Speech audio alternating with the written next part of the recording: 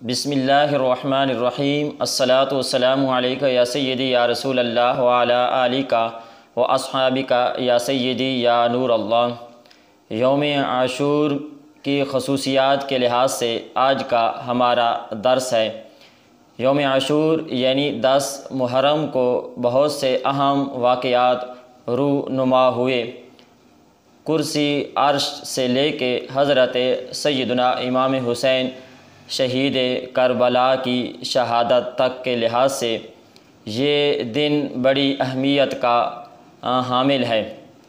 آج ہم میں تو فقط اس دن کو فقط حضرت سیدنا امام حسین رضی اللہ تعالی عنہ کے نام سے منسوب کر کے فقط شہادت کا دن ہی سمجھا جاتا ہے۔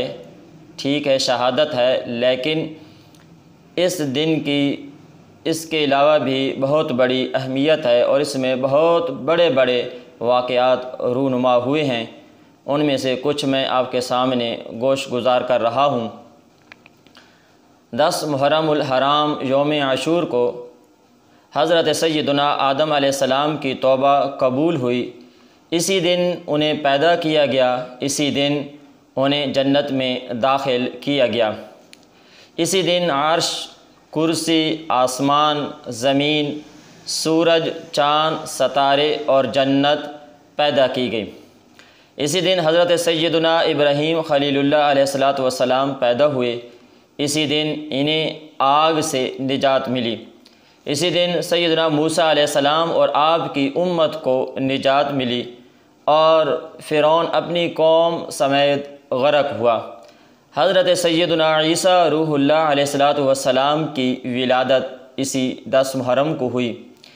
اسی دن آسمانوں کی طرف اٹھائے گئے اور اسی دن حضرت سیدنا نوح علیہ السلام کی کشتی کوہ جودی پہ ٹھہری۔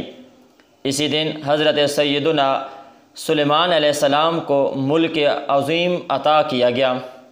اسی دن حضرت سیدنا یونس علیہ السلام مچھلی کے پیٹ سے نکالے گئے۔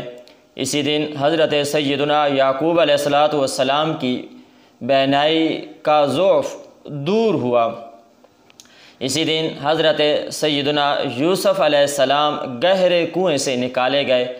اسی دن حضرت سیدنا ایوب علیہ السلام کی تکلیف رفع کی گئی۔ آسمان سے سب سے پہلی بارش اسی دن نازل ہوئی۔ اسی دن کا روزہ امتوں میں مشہور تھا، یہاں تک کہ یہ بھی ملتا ہے کہ رمضان المبارک کی فرضیت سے پہلے 10 محرم کا روزہ اس امت پہ بھی فرض تھا اور پھر بعد میں منسوخ ہوا۔ اور اسی دن شہید کربلا حضرت سیدنا امام حسین رضی اللہ تعالی عنہ کی 3 دن کے بھوکے پیاسے اور آپ کے رفقا کی شہادت میدان کربلا کوفہ میں رونما ہوئی۔ اللہ رب العزت امام علی مقام کے تربت پہ کروڑوں رحمتوں کا نزول فرمائے، آپ کے درجات کو بلند فرمائے۔ اللہ رب العزت ہمیں امام حسین کے مشن کا وارث بنائے اور ان کی تعلیمات پہ عمل پیرا ہو کے زندگی گزارنے کی توفیق رفیق عطا فرمائے۔ لبیک لبیک یا رسول اللہ صلی اللہ علیہ وآلہ وسلم۔